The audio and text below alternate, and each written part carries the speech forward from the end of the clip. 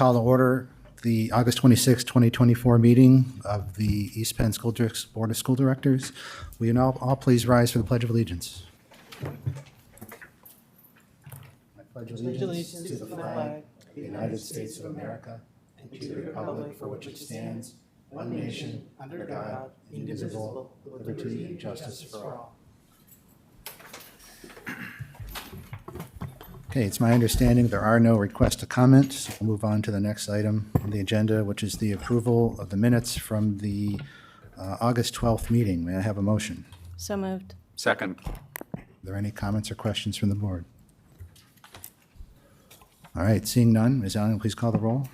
Ms. Bowman? Aye. Mr. Falegi? Aye. Ms. Ford? Aye. Mr. Jankowski? Aye. Mr. Kelly? Aye. Ms. Klotz? Aye.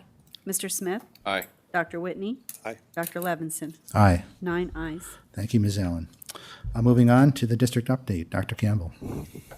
We had a great first day of school today. We welcomed back 8,000 students. And I think they were all incredibly excited to meet their teachers, see their friends.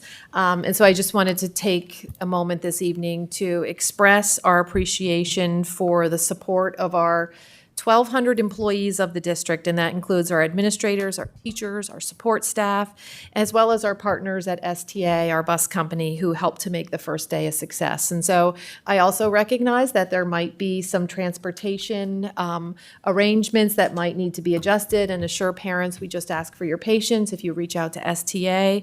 They certainly are doing a great job in terms of responding to any issues in a timely manner. And we will certainly be sure to respond to any calls that we receive. And I think all of our kids should be really tired tonight, and so they might be turning in a little bit earlier than usual. I also wanted to reference, we talked about those 1,200 employees who certainly were critical in our successful first day of school. Included in that group is approximately 50 new teachers who we hired throughout the course of the summer who have joined our East Penn family, and we really look forward to the positive impact that they will have with our students. And I encourage the community to either check out our website where we have information on our new teachers, and also this fall we're going to be releasing our welcome campaign for our new teachers on social media. So that's also a great way to familiarize yourself with the newest members of our East Penn family. For several meetings over the summer, I've been reminding families about the online returning student form. That's a new process that parents complete the information electronically for us for the 24-25 school year. This replaces traditional emergency cards that we would have sent home. And so for families who've not yet done that, we please ask that you complete that returning student form for us so that we have updated contact information on file. This is also a reminder that our SNAP Health Portal is available, and that's, again, a digital platform for parents to communicate health information directly with our school nurses. If anyone needs information on accessing SNAP, there is information on our district health services website. You can also reach out to your school nurse for information on that online option. We're also excited to share with families and actually any visitors to East Penn schools that this fall we have initiated a new visitor management system. It's referred to as Safe ID. That's the actual system itself, but we wanted to just let families know that if you are signing in to be a visitor in any of our buildings, including the administration building, you will be required to present a valid driver's license or government-issued ID, which will be scanned and screened, and you will then be issued a visitor's badge. And so we want to let families know that first and foremost, this is about maintaining safety and security in all of our buildings. And we just want families to be prepared to show that ID for check-in when they are coming as a visitor to our buildings. I've also been announcing for the past several meetings that we have some part-time positions that are available. Positions in various locations and buildings. One of those would be our crossing guards in Lincoln and Jefferson sending areas. And so we encourage anyone who might be interested in some part-time work as a crossing guard or support staff positions also, if you check out our district website under the personnel section. In addition, this fall, we are really appreciative of our partnership with the Emmaus Rotary and some surrounding service organizations, and they are continuing our supplemental feeding program. And so that schedule continues. East Penn families who are in need of some support with groceries. We have distribution of non-perishable food items every Wednesday here at Emmaus High School. We're actually right out front of the administration building from 10:30 to 12, and at Lower Macungie Middle School from 11:30 to 1. So that's available to any families who might need some support. Also want to remind our community that our community education program is open to all senior citizens. We have some great new offerings. Those courses begin in about 2 weeks on September 9th. And you can visit the district website to check out which classes you might be interested. I also want to remind there's a lot of reminders tonight. We have our East Penn Education Foundation is sponsoring their 4th annual golf outing. That's planned for Monday, September 30th at Brookside Country Club. Again, information is available directly on the East Penn website. You can go to our foundation website, and that is a great fundraiser for our foundation. And all of those proceeds really do directly come back to benefit STEM programming in the East Penn School District. And finally, in just a moment, Mr. Saul is going to join me in providing our community with a brief update on the East Penn School District budget, really as a result of some additional state revenues that we've received. So I just want to start off by saying that the community and the board likely recalls that at our June 10th school board meeting, our board approved the 24-25 district budget. And about a month later, on July 11th, the Governor Shapiro signed the 24-25 state budget. And the proposed state subsidies that we will now be receiving in East Penn exceeds the amount that we had originally included in our 24-25 budget by about $2 million. And so I'm going to now turn it over to Mr. Saul, who's going to talk about administration's plan for how those additional funds will be allocated this year. Thank you, Dr. Campbell. As Dr. Campbell said, in July, Governor Shapiro signed the 24-25 state budget into law. And I wanted to review some key elements related to education funding. So there was an increase to the basic education funding and the special education funding. A new adequacy supplement was created via the existing accountability block grant program. So there was an existing block grant program, but additional funding was put in for the adequacy supplement. There was a new cyber charter transition appropriation introduced, which reimburses school districts for tuition paid to cyber charter schools. The cyber charter special education rate calculation is being modified beginning January 1st, 2025. And there's a mental health and school safety grants approved for 24-25, as they actually have been the last 2 years, administered through the Pennsylvania Commission on Crime and Delinquency. So as Dr. Campbell said, when we looked at how much we had budgeted in state subsidies related to these items and the amount that we're actually receiving, there was just a little over a $2 million variance, positive variance. In terms of uses of the additional funds, approximately $550,000 of the increase is being utilized to fund the contract settlement with the East Penn Education Association, which is on the agenda for the board's consideration of approval later this evening. It's also the recommendation of administration that approximately $140,000 be used to transition an additional 14 instructional aides from part-time to full-time. You'll recall that we approved as part of the budget transitioning 6 from part-time to full-time, but there was certainly identified need for additional, and as we talked about during the priority presentations. And then finally, it's further recommended by the administration that the remainder of the funds be put toward the implementation of the capital projects funding plan. And as a reminder, the capital projects funding plan encompasses the middle school realignment project And included in that is cost for construction, staffing, and operational changes. So as you'll recall, all of those related costs are part of the overall plan.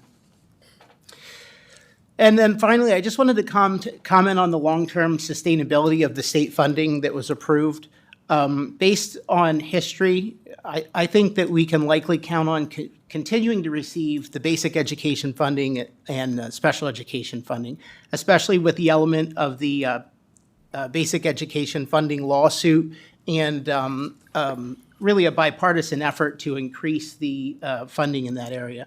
However, I would like to point out that, unfortunately, legislative priorities sometimes can have an impact, and special funding sources like block grants and cyber reimbursement have been the subject of legislative prerogative in party negotiations in the past. Specifically, there previously was a cyber charter reimbursement program that was established in the early 2000s and was eliminated in the 2011-2012 school year. Similarly, the accountability block grant, which, as I mentioned earlier, was the vehicle for the additional adequacy funding, was established also in the early 2000s, but in the 2011-12 school year was cut in half. Now, fortunately, in the 2014-15 school year, there was a new administration and things had changed in Harrisburg and funding was restored. I bring these up just to say that while we appreciate the additional funding we received this year, and we certainly hope it continues, I think as we build budgets, we just need to be mindful of what's happening in Harrisburg and keep an eye on these areas specifically, just so we don't find ourselves cut short at some point. So that's an update on the additional state revenue that we received. Okay. Thank you very much, Dr. Campbell and Mr. Saul. Are there any questions or comments from the board? Ms. Ford? I just want to say congratulations on a great first school day. And then I had a quick question about the IDs for entering the schools. For the IDs, is it every time or is that information held? So if a parent came in, is the ID already on file or do they have to show it every time? The information is on file, but you just have to scan in then and your ID will be printed. Is that accurate? Yes. Okay, thank you, because I know that question will come up in the community. Still bring your ID every time you come to school. Yep. Okay, thank you. Thank you for the question. Additional comments? Mr. Jankowski? So thank you for your update. So the additional funding we received, the about $1 million we utilized for the special project, the facilities projects. Is that what you said? Roughly between 1.2 and 1.3. So that's in addition to what we budgeted for in this current year's 24-25 budget. Correct. Is that money being earmarked for anything at this point, or is it just kind of going in a reserve fund for use for because now we have, again, 1.2, 1.4 million more than we had before. What? Yeah, so the additional money for the current year would be, as we work on the budget and we always make adjustments for the current year and what we're going to do, that we would recommend moving to the capital reserve fund to pay upfront expenses. And then obviously, provided we continue to get this funding, there's an ongoing benefit. And what we anticipate is that ongoing benefit would reduce the millage impact moving forward. Okay, and that's where I was getting to. So Yep. Thank you. Okay, thank you for the question. Anything else?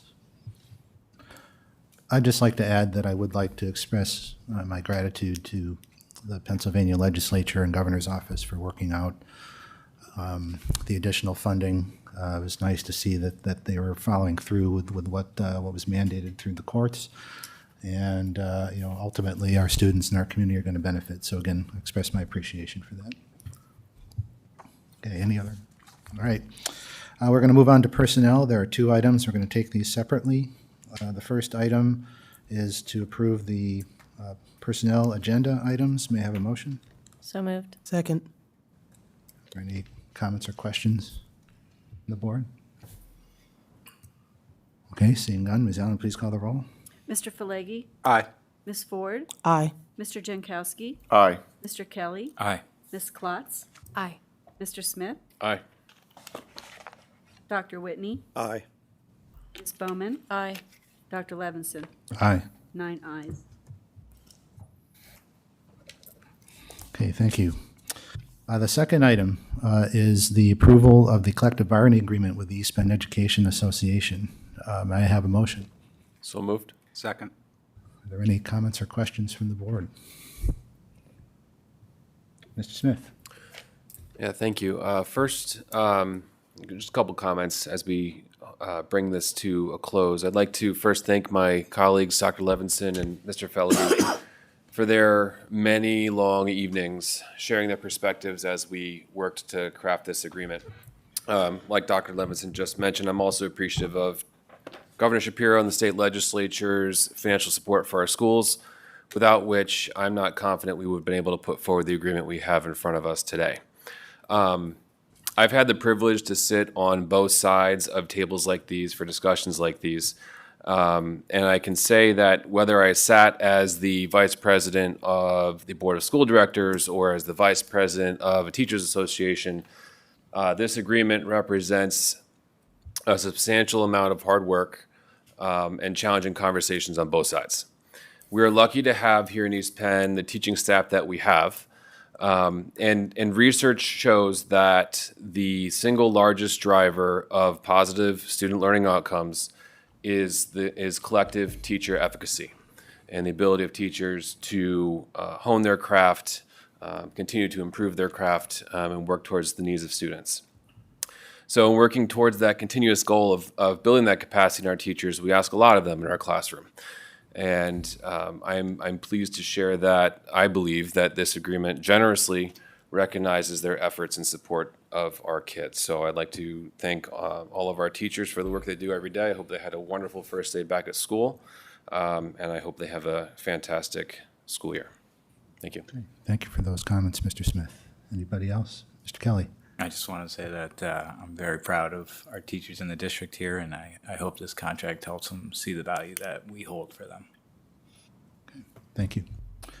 Mr. Jankowski? Yeah, I just want to echo, I appreciate the time and commitment that both sides had to reaching a contract that appears to be favorable and well-received. I know the board was very much in favor of providing our teachers with a contract that would be fair and reasonable. I hope they feel the same way and understand, they have a board that's supportive of them. So I want to thank, the board members and the administration for the work they've done and the EPA for the work they put into this to come to this resolution.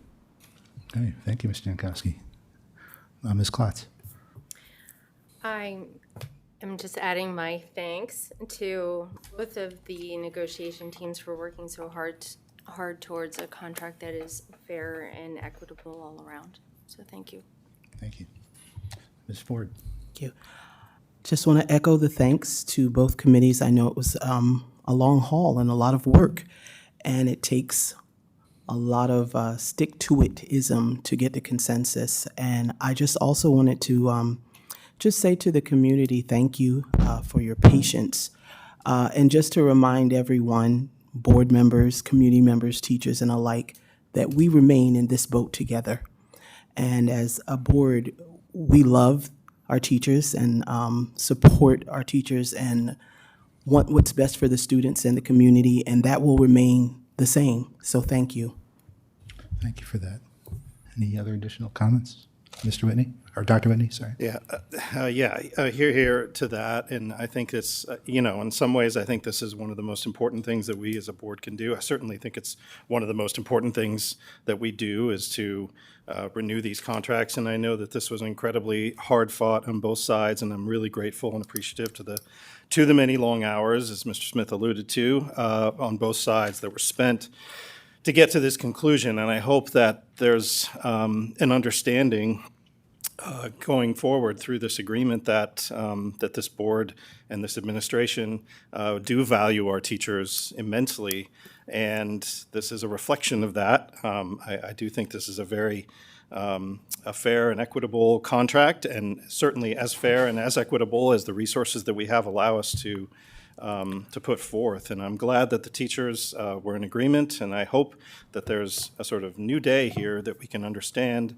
that we are in this together, as Ms. Ford said, and that we're all working together to make our schools as strong as they can be, and that all of this hard-fought negotiation is at the end of the day, it's about raising the next generation of East Penn students to be incredible humans. So that's what we're all about, and I'm really glad that this got done. I'm glad that this is the conversation that we're having on this particular date. If not sooner, I'm glad that we're having it now, and thanks to everyone for getting it done. Thank you, Dr. Whitney. Mr. Flagey. Yeah, I would just like to echo all my colleagues here, and a special shout out to Dr. Leverson and Mr. Smith down there for stepping up in all those meetings we had at some points in time. Along with that, at some points in time, I felt like I was spending more time with these two than was my own family, but neither here nor there. But the hard work paid off, and I'm in full support of this new CBA and total support of our teachers and everything they do day in and day out, as I feel they are the front line. As Dr. Whitney pointed out, to move on and make these students the best students possibly can. So, Okay, thank you, Mr. Flagey. Anyone else? Well, I'll just close. Again, I think my colleagues brought up some excellent points. I will just like to state that the outcome of the negotiation did produce a contract that met the initial goals from the very beginning of the process, which was to come together to create something that was fair, competitive, and equitable, and certainly representative of how this board, this administration values our professional staff, and then ultimately to come together with something that is going to help serve our students, because again, this is why we do what we do. And our teachers are a very important part of that. And so, again, I am grateful for the efforts of my colleagues who are on the negotiations team and from the board, Mr. Flagey and Mr. Smith, in addition to our key administrators. I would also like to express my appreciation for the efforts of the association itself for the time that they spent and for having substantive discussions to come together and again create a contract that's going to serve the needs of the district for the next 4 years. Okay. If there is nothing else, Ms. Allen, would please call the roll. Ms. Ford? Aye. Mr. Jankowski? Aye. Mr. Kelly? Aye. Ms. Klotz? Aye. Mr. Smith? Aye. Dr. Whitney? Aye. Ms. Bowman? Aye. Mr. Falegi? aye. Dr. Levinson? Aye. 9 ayes. Thank you, Ms. Allen. Moving on to business operations. If there are no objections, I'd like to take items A and B together. May I have a motion? So moved. Second. Okay, are there any questions or comments from the board? Okay, seeing none, Ms. Allen, please call the roll. Mr. Jankowski? Aye. Mr. Kelly? Aye. Ms. Klotz? Aye. Mr. Smith? Aye. Dr. Whitney? Aye. Ms. Bowman? Aye. Mr. Falegi? Aye. Ms. Ford? Aye. Dr. Levinson? Aye. 9 ayes. Thank you, Ms. Allen. Moving on to curriculum. If there are no objections, I would like to take items A and B together, and I'd like to get a motion for the approval of the K-8 math and K-5 English or ELA curriculum, and 7th grade ELA and reading curriculum revisions. May I have a motion? So moved. Second. Okay, are there any comments or questions from the board? I have a couple questions. Sure, Mr. Kelly? So I was looking back over the root causes, and I'm just trying to wrap my head around the reasons for the revisions. And I saw pacing as an issue mentioned, and so we're creating a new pace for and this is in terms of the math curriculum revisions. I see alignment as an issue, so we've realigned. I'm asking what addresses instruction and assessment. In terms of what in the curriculum addresses instruction and assessment, Correct, yeah. I think instruction and assessment is ultimately addressed in terms of professional development, and it's really comes out in the implementation of the said curriculum in the classroom. All right. So is it fair to say that the curriculum that we're looking at is that we're passing here is content-based. The curriculum, any curriculum, is the knowledge and skills that students are expected to know, understand, and be able to do. Like that sets the map for what we want our kids to learn. Okay. My other question, there was a mention of equity, fair treatment for all, based on needs, not just the same treatment for all. I see detracking as a solution that we pose in the district, in my opinion, that loses equity. I think we'll see advanced achieving students getting challenges that they're ready for and high growth. I see kids with lower achievement also getting challenges in this case that they're ready for, and getting tier 2 intervention. And so I'm wondering at this stage with this if we can agree that detracking creates inequality for our middle achieving students, and if we see that in their growth scores. I'm sorry, I'm not understanding your question. Can you restate it? So I'm wondering if our detracking is in a way to account for a loss of equity in the middle achieving students. In the K to 8 math, are you referring to K to 8 math? The 6 to 8 math. We're bringing in the course 1, 2 as a middle level. Right, we're looking at a group of students who perhaps haven't been served in the current course taking sequence, and identifying that need and perhaps programming to meet that need. Again, the upcoming year would be a pilot year for those courses. So we're noticing that there's less growth in a cohort of students.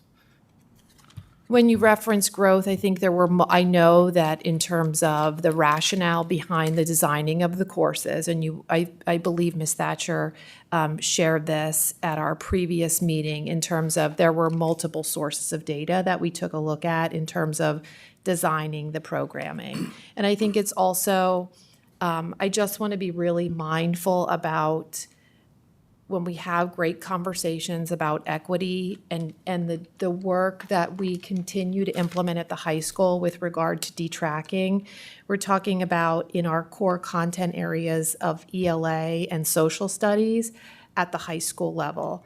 And so our math courses have certainly always been content-based, just based on student need. And so I don't want to mix or convolute conversations in terms of looking at detracking in that way. But we're noticing, but regardless whether we use the term or not, we're noticing that there's a group of students that's not achieving growth as much, and so our goal is to bring those. I'm not trying to be difficult in answering your question, but certainly growth data is one piece of multiple data sources that we've been monitoring in terms of the reason for the proposed changes in the pilot course. Okay, and so we're seeing that our solution tends to be to offer more choice, and more choice helps with. Not always.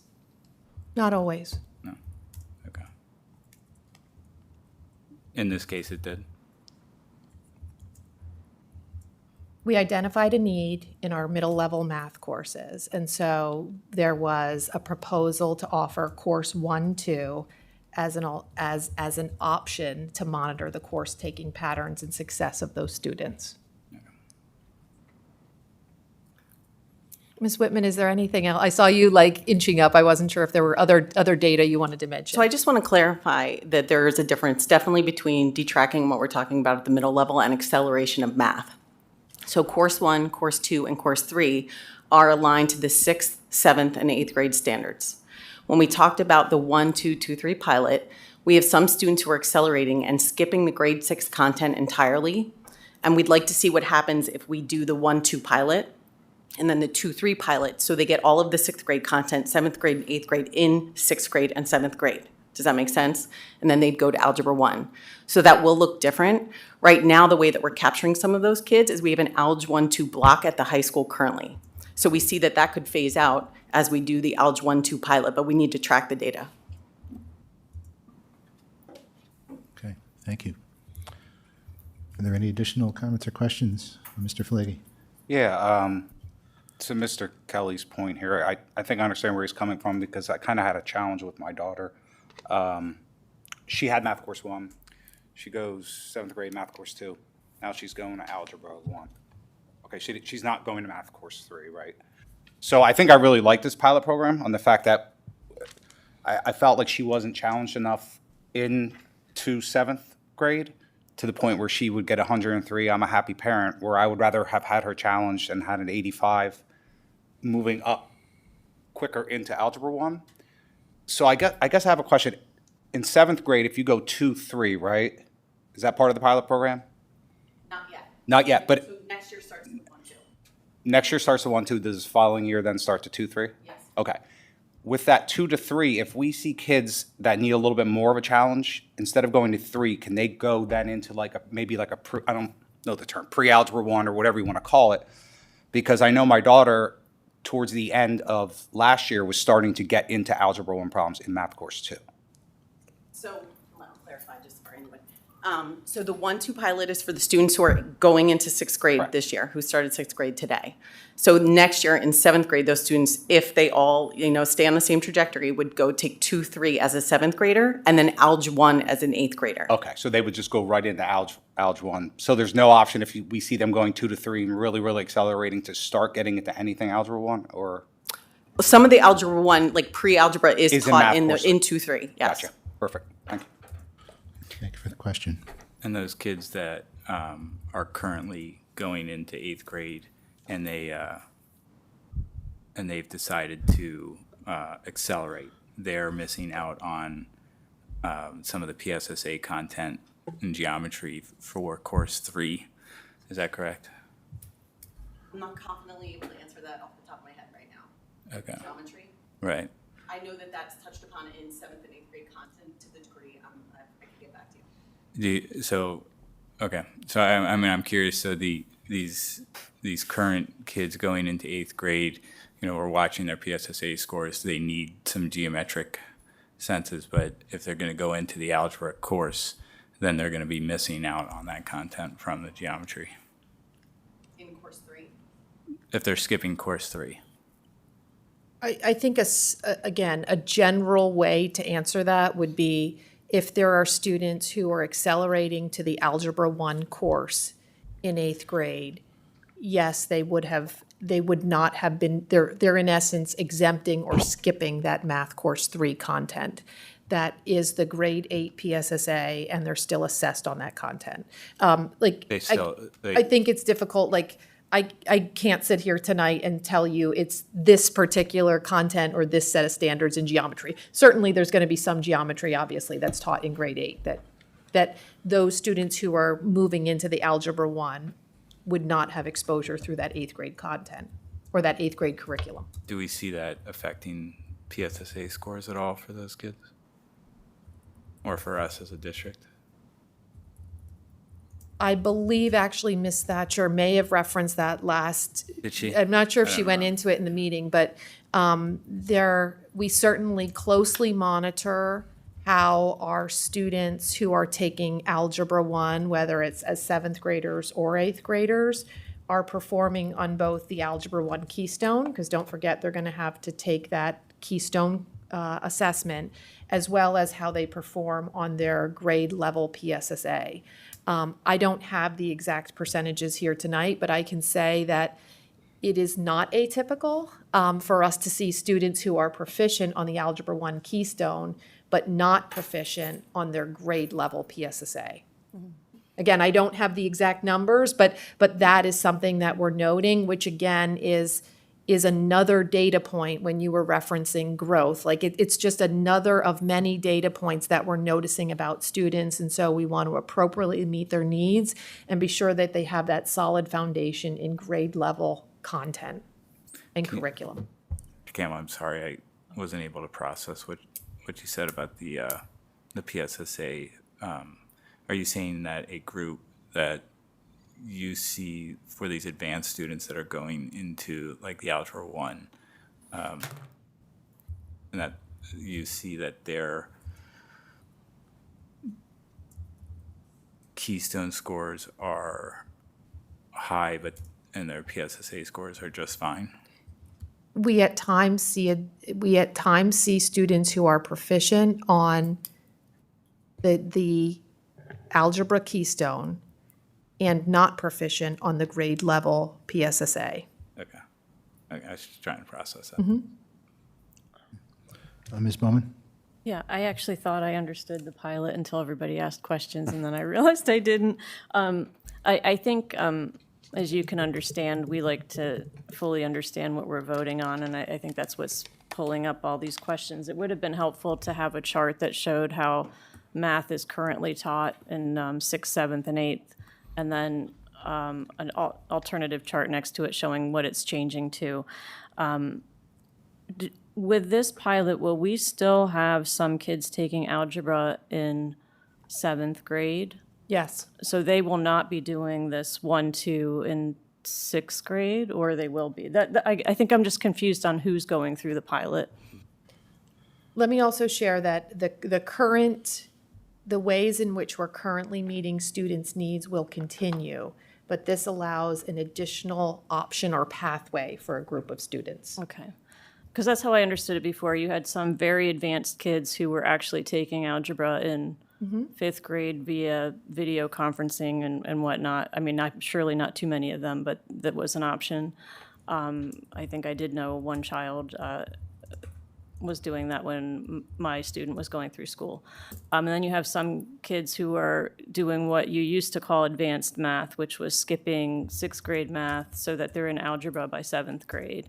And then this new pilot, which I think this is where I'm confused, I think is also called advanced math, but it's a little slower than that. You're doing 1, 2, and 6, 2, 3, and 7th, and then algebra in 8th? Okay. Correct. So it's like a half step down from what we used to call advanced math kids. It gives more options Yeah. for above grade level math. Okay. Again, I also want to that's emphasize that neat. on level math for our students in middle school is grade 6 math, math course 1, grade 7 math, which is math course 2, and math course 3, which is on level grade 8 math. This now gives some additional pathways for, you're referring to it as the advanced level class. Yeah, I just don't know what to call some of these things, yeah. I'm not necessarily using that as a qualifier, it's just, I don't know what the pathways are called. So, okay, thank you, I think that clears it up for me. Can I ask one more question? I heard a reference that we're considering getting rid of the Alg 1, Alg 2 block back-to-back at the high school. Just less seats, Less seats. because it's obviously staff inefficient to run that many seats in a double block math. Okay. So, Having one teacher teach. yeah. So my concern was just scores-wise, are we seeing? So Alpha effect. exists and has very good outcomes now. Okay. Okay, great. Okay. Thanks. Thanks for all my.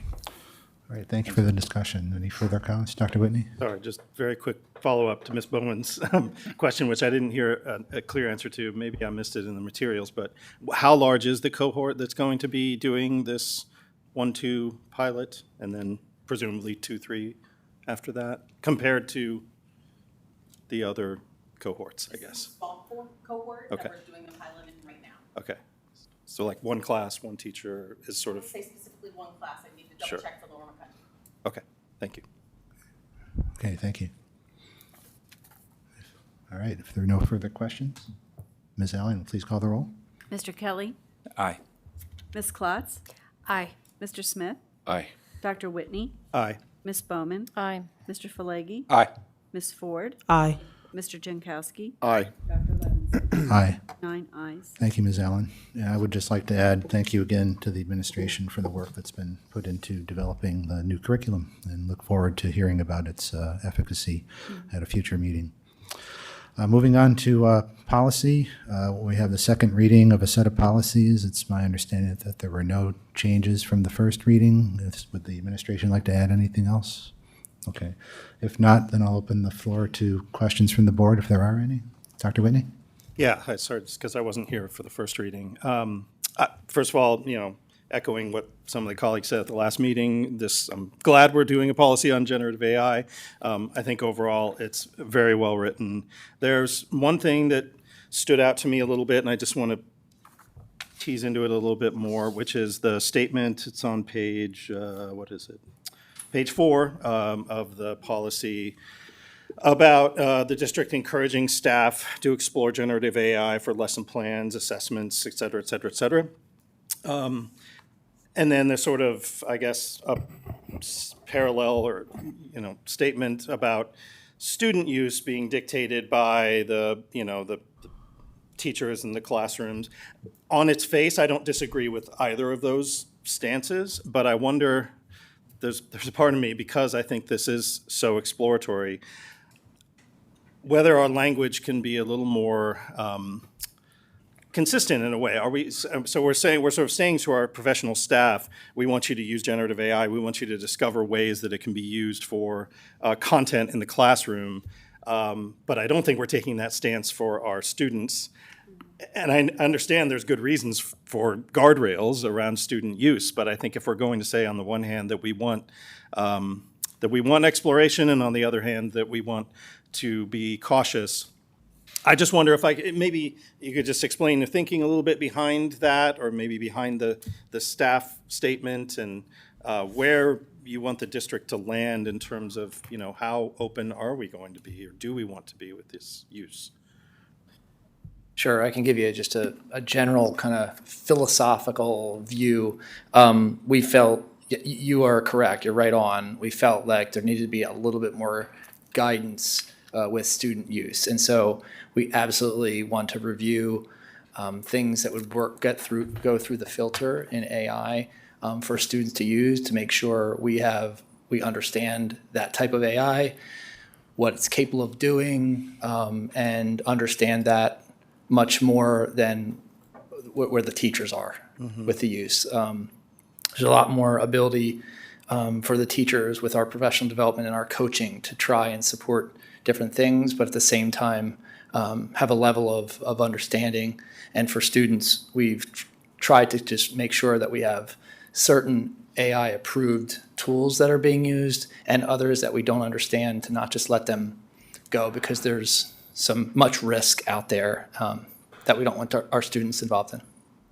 Yeah, so I guess the follow-up would be, what is the message that's going out to the teachers in terms of, do we want them to encourage their students to use these tools? How much do we want them to, or are we saying we want you to be pretty cautious? We know the students are using them, right? That's just happening. Obviously, we want them to use these tools in ethical and intelligent and critical ways. That's the goal. But are teachers going to be, or are they being given a lot of freedom to use these tools in the classroom, not to create their content, but to have their students utilize them? Where are we on that? They are, and we have technology coaches that are supporting that learning, both with providing professional development that's required for everybody, as well as individual coaching as needed. Okay, so that's already started, and there's already Yes, some that's already professional started. development That happening. started last year, and it continues. Okay, great, thank you. All right, thank you for those questions. That Ms. Bowman. suggestion that I wouldn't have had if Dr. Whitney hadn't asked his question, but I do wonder about the word encourages. Are we really encouraging, or do we just want to say that the district allows staff to explore generative AI? It's the same area of the. I would take any feedback there. We like to use the word encourage, but we could change that. I was able to attend a training in May on AI and the different platforms that were out at the time, and I think encouraging is a very good word for that. I think it's written well. I think the training, when I left the training, there were things that with AI of, even I could say, we were talking about relevancy matrix and stat today, and I could find a video and I could have it on on YouTube, and I could ask it to generate 4 questions in sequence that deal with relevancy matrices, and it's a huge saving on time to then watch the video and be able to watch it quickly and make sure it's hitting our content. So Yeah, I would agree. I think we want to encourage our teachers to use it. Otherwise, they're going to be left behind and at a disadvantage. yeah, I think it's a good word. Okay. Okay, Thank you. okay, very good. Are there any additional questions, comments, concerns? Policies? All right, if not, we'll move this for a third reading. Thank Next you. meeting, thank you. Okay, next item on the agenda is a report on other educational entities. I believe we have a report on the latest CLIU meeting from Dr. Whitney.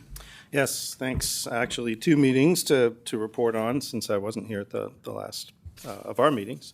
So there was a meeting on July 15th, another on August 19th. I will say both meetings befitting the summer months were pretty routine in terms of the business covered. But a couple of highlights quickly. There was there's a new board representative from the Parkland School District. We got a presentation at the July meeting from a great program called the G Club, G for Girls, which is a summer camp opportunity that the Carbon Lehigh Special Needs Children's Foundation supports. This is students who wouldn't typically be part of a summer camp, and this program takes place at a place called Camp Moseywood, and next to a summer camp that the girls in the G Club get the opportunity to kind of integrate into that and have those summer camp experiences just as though they were part of that other camp. So it's a great program. Again, one of the other great things that the Carbon Lehigh Foundation supports. The executive director, Dr. Coons, reviewed the CLIU's organizational goals for the upcoming year. As I've kind of outlined in here before, a lot of them involve communication and also professional development of staff, retention of staff, making sure that their services are being delivered in an efficient way, and breaking down a lot of the professional silos within the organization. Those are sort of the underlying organizational goals. And the August meeting was just really a summary of the graduation that took place after the last school year. There were 32 students who graduated from CLIU programs, and as you can imagine, all of those students have long and in some cases difficult journeys to get to that point. So these are really celebratory occasions. Got to see a wonderful video sort of capturing the days from these programs. So the programs that graduate students, there's a few students that graduate from the Enhanced Autism Program, a few students that graduate from Multiple Disabilities Functional Classroom programs, students that graduate from Project Search, which is a work development program, work skills development program, and most of those students go into employment in the area. And then there's other students that graduate from the Emotional Support Center-based programs. And so 2 of the 32 students were East Penn District students, but obviously they come from all the 14 districts of the CLIU. And so that was a wonderful presentation and just a reminder of, the incredible work that CLIU does in helping these students reach their full potentials. So that is the report. Okay, thank you, Dr. Whitney. Any questions? Okay, thank you. I look forward to hearing next month's summary. Okay, moving on to announcements. We held an executive session this evening where we discussed negotiations and confidential matters.